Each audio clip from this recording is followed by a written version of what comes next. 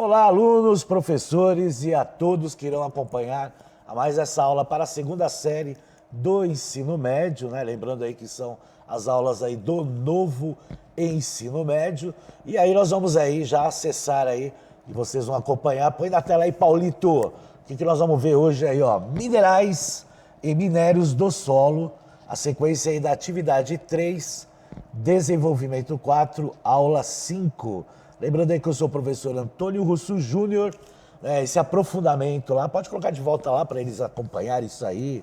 Aprofundamento aí, a cultura do solo, do campo à cidade, da unidade curricular número 1, o indivíduo e o ambiente, componente curricular 3, das rochas ao solo, entenda essa transformação. Então tá aí, nós vamos dar aí uma continuidade aí para a atividade, né? Estamos falando aí de minerais e minérios, né? Começamos aí na atividade 1, né? Dando aí as suas características, né? As formações das rochas, né? E as formações aí também dos minerais e minérios. E aí nessa atividade aí de desenvolvimento 4, nós vamos passar aí, né? Esse encerramento aí dessa atividade 3, falando sobre esse assunto. Vamos lá para a próxima tela que a gente vai ver as habilidades dos eixos estruturantes. Então tá lá, ó. As habilidades aí que fazem parte aí de investigação científica, ciências humanas sociais aplicadas, habilidades 01, 02, 03, 04, 05 e 06. Sempre eu lembro para vocês que essas habilidades estão, né, no mapa, né, no caso aqui, no mapa aí da cultura do solo, do campo à cidade, e aí vocês podem ver a descrição dessas habilidades no mapa, que é aquele material de apoio pedagógico que vocês utilizam aí na escola. Vamos lá para a próxima tela, que aí nós vamos ver habilidades do currículo paulista. Tá aí lá, habilidades aí da primeira à terceira série, das ciências humanas e sociais aplicadas, 103, 306, e o objetivo é entender o processo de formação dos solos e os elementos que os formam, entender a formação dos minerais e minérios no solo, tá certo? Então, além da gente estar vendo essa questão dos minerais e dos minérios, né, lembrando que a gente também está vendo aí a formação das rochas, né? Passamos aí pelas rochas ígneas, né? Tanto, na formação delas, né? Tanto na parte extrusiva, né? Como na parte intrusiva. Passamos aí pelas rochas sedimentares, né? Que são aquelas rochas que elas acabam se formando aí principalmente na nossa superfície terrestre. E agora nós vamos ver aí as rochas metamórficas, que aí seria aí, né, a finalização desta atividade. Então vamos lá acompanhar na tela o que são rochas metamórficas. Então são aquelas formadas a partir de outra rocha, que pode ser sedimentar, ígnea ou metamórfica mesmo, por ação do metamorfismo. Entende-se por metamorfismo o crescimento de cristais no estado sólido, sem fusão. A mudança nas condições de pressão e temperatura provoca mudanças na composição mineralógica da rocha ou, pelo menos, deformações físicas. Então é isso aí, né? O aluno, quando ele ouve sobre essa questão de metamórfica, né? E até as pessoas que querem entender essa questão de metamorfismo, né? Na realidade, é um processo aí conjunto, né, desse aspecto que foi citado aí, principalmente quando falamos aí nas condições de mudança de pressão e temperatura, né? Então, esse processo todo aí, ele acaba sendo submetido a uma forte intensidade de calor, né, no caso a temperatura, né, com fluidos, né, e também a pressão exercida aí no interior do planeta. Por isso que na aula anterior eu passei um vídeo para vocês falando, né, do ciclo das rochas, porque a formação das rochas ela vem de um processo de ciclos, né? Então por isso que ela vai se transformando no decorrer do tempo e, logicamente, dependendo da interferência na qual ela recebe. Tá? Então quando a gente fala em rochas ígneas, é que nós estamos falando aí de rochas que foram por processos de erupção vulcânica ou através do magma no interior do planeta, que é que a gente viu aí em duas aulas anteriores. E essa formação ela pode ser vulcânica, que é na superfície terrestre, ou pode ser plutônica, pela pressão, né, no interior do planeta. Né? Já a rocha sedimentar, ela é formação aí por decomposição, aí, desgaste. Né? Então ela é feita aí pela superfície terrestre. Já a metamórfica, você já vê que o processo tem diferença, ela tem uma influência de temperatura e pressão. Então é interessante sempre, né, na hora de fazer aí, né, a apresentação dessa questão aí das rochas, né, dessas características aí similares aí a essa relação. Por isso que a gente, quando fala dos ciclos das rochas, é essa rotatividade que acontece. Vamos lá para a próxima tela, que a gente está vendo lá o quartzito, que é o exemplo de rocha metamórfica, tá certo? Então, as características do quartzito, ela tem lá uma coloração branca e cinza, como vocês estão vendo aí, né? Ele é, pelo nome já dá para perceber que praticamente a sua formação é de quartzo, né? E ele aí é formado aí através de arenitos ricos, né? Que é a questão aí do quartzo, né? Que são submetidos aí ao aumento de temperatura e pressão, né? Como acontece aí que nós citamos aí nas rochas metamórficas, né? Lembrando que a diferença do quartzito com o quartzo é que, na realidade, o quartzito ele pode ser utilizado, por exemplo, na construção civil na parte externa. O quartzo não, né? O quartzo ele é mais sensível, então não tem como você utilizar para essa composição, né? Então o quartzo, que é um mineral, né? O seu acúmulo, né? Como mostra aí, através de uma força aí de pressão e de temperatura, acabar formando esse tipo de rocha metamórfica aí que nós chamamos de quartzito, que é como eu falei para vocês, a construção civil utiliza muito. A gente percebeu no decorrer das aulas, né, que muitas dessas rochas aí, né, elas são utilizadas aí para a construção civil e também para acabamento, até por causa da sua resistência e algumas delas, como por exemplo, pela beleza. Né? Como, por exemplo, o granito que a gente viu, né, que tem diversas cores, né, o mármore que a gente vai ver mais para frente. Então, além de servir aí para a construção civil pela sua resistência, também ele serve aí quanto à sua beleza. Então, a diferença do quartzo do mineral é que ele serve mais para bijuterias, né, e para cristais de quartzos e essas coisas aí, mais para enfeites, né, no interior da casa, né, ou desenfeites assim, né, de bijuterias. Agora o quartzito não, ele pode usar como acabamento tanto externo como interno, né, de uma obra aí, tanto de uma casa como também de uma edificação. Vamos lá para a próxima tela, que a gente vai ver aí aumento de temperatura e pressão. Então tá lá o exemplo dado lá. Um calcário, por exemplo, submetido a um aumento de pressão e temperatura, transforma-se em mármore. Um arenito transforma-se em quartzito. Um folhelo, rocha sedimentar argilosa, transforma em ardósia. O limite entre rochas sedimentares e metamórficas é arbitrário e difícil de estabelecer, exceto onde o calor e os esforços tenham sido primordiais nas mudanças. Já a distinção entre rochas sedimentares e ígneas é fácil, a não ser quando se trata de rochas ígneas piroclásticas, né? Quando a gente fala piroclásticas, são aquelas rochas expelidas aí através da erupção vulcânica, tá? Então, por isso, quando fala piroclásticas, aí tem essa diferença. Agora, o interessante é o que a gente viu aí no texto, né? Que a gente vê lá no primeiro parágrafo, essa questão aí dessa formação, né, através da temperatura e de pressão.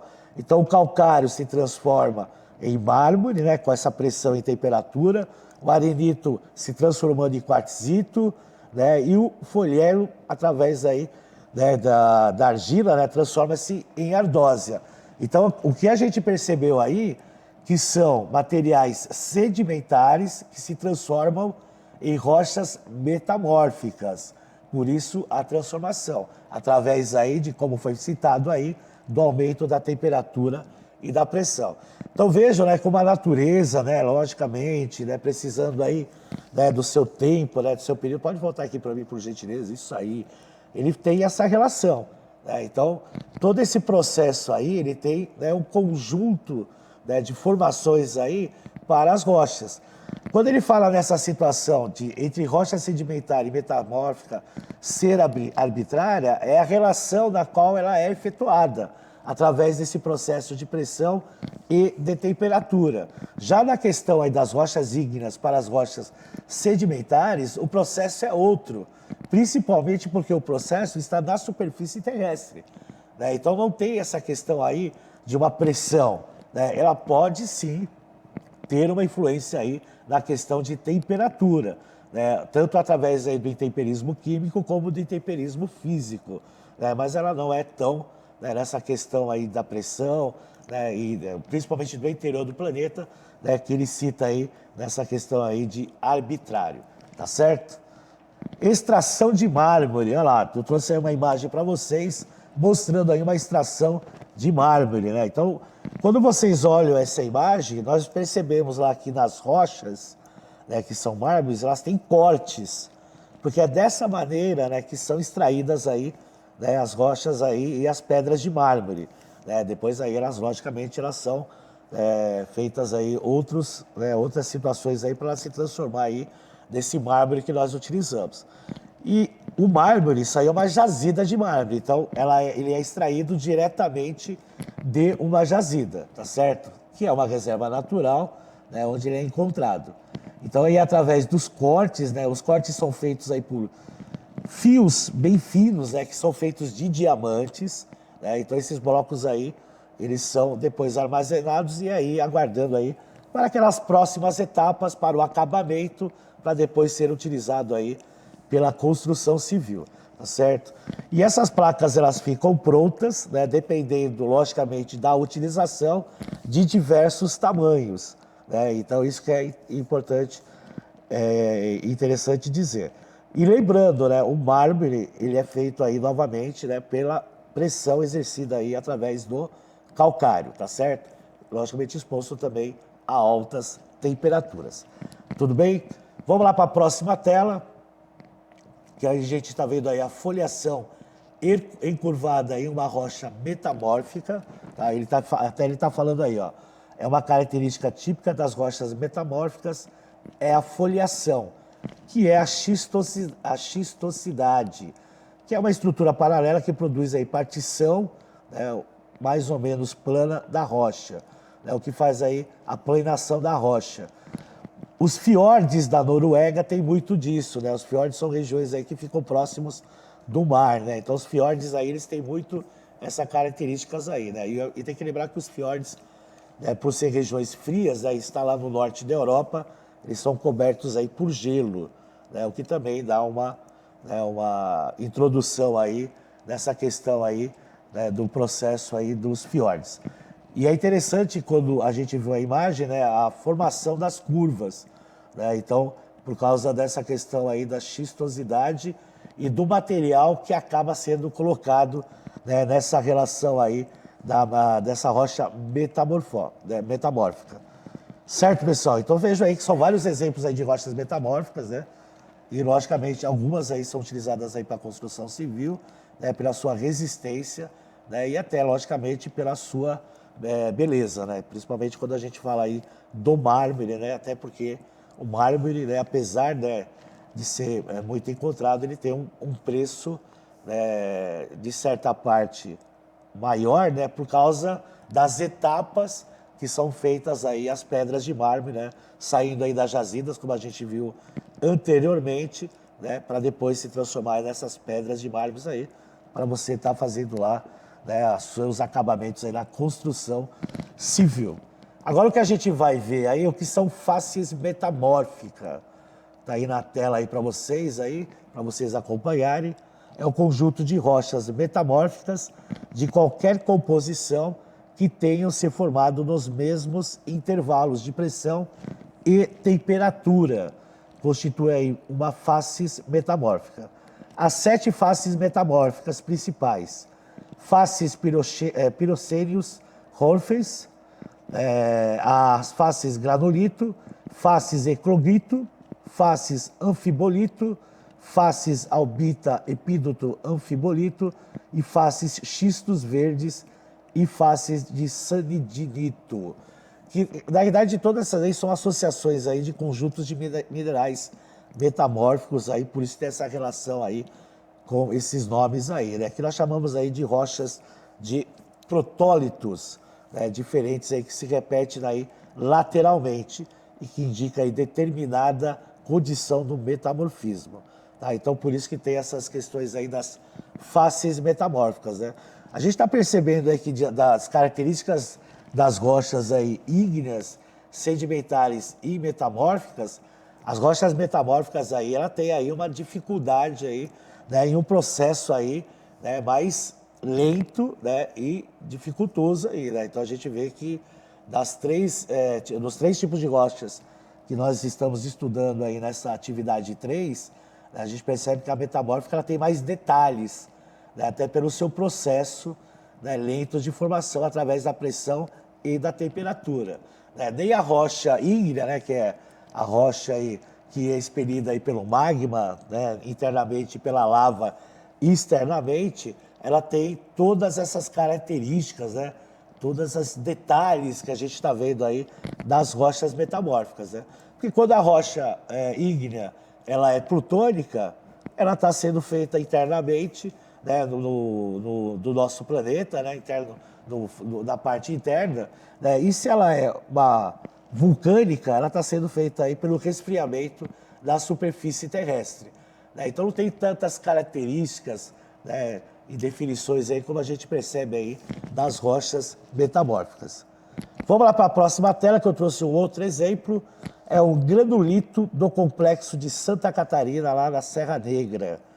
E esse granulito aí, ele tem uma classificação de rochas metamórficas formadas aí pelas condições de faces granulito, né, como a gente viu anteriormente, né?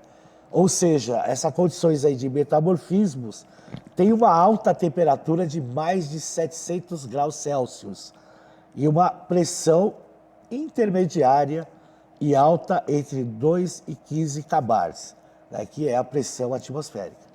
Tá certo? E aí, logicamente, né, através dessas condições aí de formação, ela tem, né, essas colorações aí, né, e a gente percebe, né, observando aí na imagem, que ela sim tem uma forma granulítica mesmo. Né? Mas é lógico que através da pressão e da temperatura, ela forma aí uma compactação dessa rocha. Né? E ela é formada aí em grandes profundidades terrestres. Né? Então, são elevadas profundidades terrestres, então ela tem aí também essa relação, e quanto mais profundo, maior a pressão, né, e maior também a temperatura, né? Quanto mais próximo aí dessa relação aí, tá certo? Vamos lá para a próxima tela que a gente vai ver o que é o retrometamorfismo. A rocha elevada a determinado grau de metamorfismo pode depois sofrer metamorfismo parcial em temperatura mais baixa, chamado aí de retrometamorfismo. As rochas metamórficas distribuem-se principalmente nas regiões montanhosas. A mais antiga de todas as rochas encontradas até hoje na Terra é uma rocha metamórfica que existe no Canadá, que é o Gneiss Acasta, de 3,96 bilhões de anos, descoberto em maio de 1984. Se a gente for analisar que a Terra tem em torno de 4 bilhões e meio de anos, né? Então, né, assim, vendo pela proporção etária, né, essa rocha aí, ela é uma rocha bem próxima aí, né, do surgimento do nosso planeta, né? Passando aquela fase de resfriamento dele, né? Porque a gente está falando aí em quase 4 bilhões de anos. Então é interessante retratar isso aí, né, para os alunos aí nas aulas. Né? E veja que, logicamente, né, quando a gente fala nessa questão do retrometamorfismo, né, como foi falado aí, ele sofre, na realidade, um metamorfismo parcial com temperaturas mais baixas, né? Por isso que ele fala desse nome aí do retrometamorfismo, tendo aí, né, essa rocha aí, a Gneiss Acasta, como um exemplo aí a ser colocado, como eu trouxe para vocês uma imagem, né, do Gneiss Acasta, que tem lá um fragmento, né, pode colocar na tela a próxima imagem, a próxima, vamos lá, que é a imagem do gneiss. Olha lá, pode colocar a próxima. Isso. Tá lá, o fragmento de gneiss, a casta, né, um afloramento rochoso mais antigo conhecido em nosso planeta. Está em exposição no Museu de História de Natural de Viena. Né? Então veja as características dele, né, com esses filamentos aí, né? Então é a rocha aí considerada a mais antiga do planeta, né? Porque quando a gente fala numa rocha com quase 4 bilhões de anos, né, sendo que o planeta aí está estipulado em 4 bilhões e meio de anos, então é interessante aí, né, esse estudo feito aí dessas rochas metamórficas, né? De novo falando nessa relação, né? As características, né, bem unitárias aí desse desenvolvimento aí dessas rochas metamórficas, né?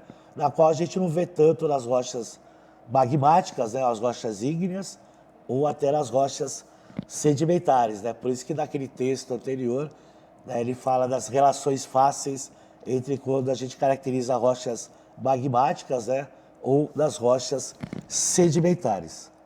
Vamos lá para a próxima tela, que aí a gente vai ver o processo que gera uma rocha metamórfica, para vocês verem, né, quanto à diversidade desse processo. Então, lá no item A, nós temos lá metamorfismo de contato, surge pela ação de um magma sobre as rochas vizinhas, ocorre principalmente nas proximidades de rochas plutônicas ácidas. Aí é só um detalhe, né, que vocês têm que entender. Ele fala que ocorre principalmente aí próximo de rochas plutônicas, né, que são rochas magmáticas, tá certo? Aí nós temos aí metamorfismo regional. Surge em massas de rocha que são enterradas e submetidas a determinadas condições de pressão e temperatura. Pode ser de baixo, médio ou alto grau. Afeta áreas com até milhares de quilômetros quadrados e em grandes profundidades. Quando a temperatura ultrapassa a faixa de 700, 800 graus Celsius, as rochas começam a se fundir, produzindo magma. Então é um tipo de rocha que ela é feita em altas temperaturas e em grandes profundidades aí. E aí nós temos no item C o metamorfismo dinâmico ou cinemático, que ocorre em zonas de deformação estreitas com intenso deslocamento. E quando a gente fala nessa questão aí de metamorfismo dinâmico, é a dinâmica aí da formação da rocha e o local que ela está, que há intenso deslocamento no interior do planeta. E aí nós temos o metamorfismo de impacto, onde ocorre em decorrência do impacto de um meteorito, tá certo? Que aí seria na superfície terrestre, tá certo? Quando o meteorito veio aí, e aí forma esse metamorfismo de impacto. E aí tem lá uma observação, o xisto rico em mica, com cristais de turmalina, habitualmente se distingue as rochas ortometamórficas, originadas das ígneas, e as parametamórficas, resultante da transformação de rochas sedimentares. Então, mais uma vez, né, retratando, né, o que a gente não viu, né, nas outras duas rochas, os outros dois tipos de rochas, pode botar isso, dos outros dois tipos de rochas que nós temos aqui no nosso planeta, né, o quanto, né, essas características são características, né, importantes, né, e diversificadas aí na formação aí das rochas metamórficas. Então nós temos vários exemplos aí, né, e detalhes bem característicos aí das rochas metamórficas. Vamos lá para a próxima tela, que aí eu trouxe um outro exemplo de rocha metamórfica, né, a ardósia, né, que ele fala aí do metamorfismo regional, né, aquele lá que, né, eu citei para vocês, surge aí massas de rochas que são enterradas e submetidas a grandes condições de temperatura e pressão, né, que chega a temperaturas de 700 a 800 graus Celsius. Né? E essa ardósia é uma rocha metamórfica que é formada aí por silico e argila, por isso que fala que é silico-argilosa. Né? Então tem bastante argila sob pressão e temperatura, né, e endurecida aí em finas lamelas. As lamelas são placas de vidro, né, para quem não sabe, né, que é um outro material que se coloca em cima do material na lâmina, do microscópio. Então, aquela lâmina que coloca no microscópio, né, ele é feito aí, né, de ardósia. Interessante, né, como curiosidade aí para os alunos.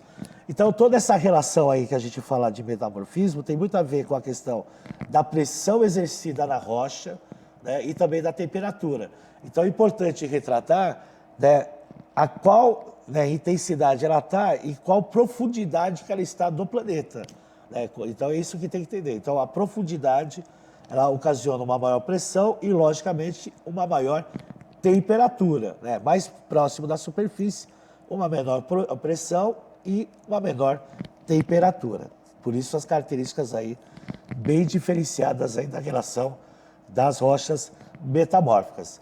Agora na próxima tela, para finalizar a aula, nós temos aí o ciclo das rochas, né? Eu trouxe novamente, né? Agora num desenho, né? Anteriormente vocês viram aí no vídeo, né? Então vejam lá o processo de magma, né? O processo aí de fusão, né? E ele dá os exemplos aí das rochas, as rochas vulcânicas, né? O riolito, o andesito, o basalto, as rochas plutônicas como o granito, o diorito e o gabbro, né? Que a gente viu aí na aula anterior, né? E as rochas ígneas aí com a cristalização se resfriando, sofrendo o processo de intemperismo e erosão, né? E aí na sedimentação dela, através do transporte e da deposição, né, desses fragmentos aí de seixo, de areia, de silt, de argila, eles sofrem aí também processos de precipitação, compactação e cimentação, que é a diágene. Aí formam-se aí as rochas sedimentares, aí sofre aí de novo aí o calor e pressão, que aí ocasiona aí o metamorfismo, né? E aí de novo aí a rocha metamórfica, e aí sofre o processo de fusão, e aí vai do magma. Então é o ciclo da rocha, desculpa aí, o ciclo das rochas, que ele acaba aí mostrando aí diversas características. Então ele faz, né, como se fosse aí, né, uma circunferência. Ele vai, o processo é lento, né? Então essas rochas, por isso que fala que a rocha metamórfica ela pode vir de uma rocha sedimentar, de uma rocha vulcânica ou da própria rocha metamórfica, né, que está lá próximo da superfície da Terra, vai entrando, vai acessando, vai indo para as profundidades, vai se transformando em outras rochas metamórficas. E é assim, né, que a natureza ela trabalha, né? Então com o seu tempo, né, com o seu espaço, né? Por isso que tem que ser respeitado, né? Então as rochas elas têm as suas formações aí, né, dessas características aí, esses 3 tipos de rochas que nós trouxemos aí da atividade 3 para vocês, né? E espero que vocês tenham, né, entendido, né, e apreciado aí as aulas, né, e a formação desses 3 tipos de rochas. Para finalizar, né, trouxe aí orientações para o estudante, aí a sistematização, que é a finalização aí da atividade. Vocês podem fazer aí com que os alunos da sala de aula aí montem um podcast, né, que é uma forma de sistematizar o conhecimento construído ao longo das atividades, né, e sugerimos a criação de um podcast de divulgação científica com o tema Conhecendo as Rochas.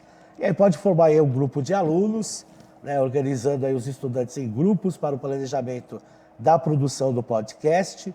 A primeira etapa será a escrita de um roteiro com os principais pontos a serem abordados de acordo com as discussões realizadas durante as aulas e as produções dos mapas mentais desenvolvidos durante as atividades.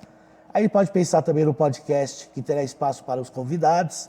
Se tiver, busque por pessoas com as quais o grupo gostaria de conversar ou entrevistar. E aí, em seguida, os estudantes farão a gravação do roteiro elaborado e eles deverão se organizar para realizar a gravação do programa e a edição do áudio. Posteriormente, solicite que publiquem a atividade nas plataformas digitais do currículo em ação, como aparece aí para vocês. Certo, galera? Certo, professores? Então é isso aí. Então finalizamos aí a nossa atividade 3, mas não finalizamos ainda o componente. Vamos aí para a atividade 4 da próxima aula. Espero que tenham gostado aí da aula. Avaliem como apareceu aí na tela para vocês, com o QR Code e o link, tá certo? Foi um prazer imenso estar aqui com vocês. Um forte abraço a todos e até a próxima.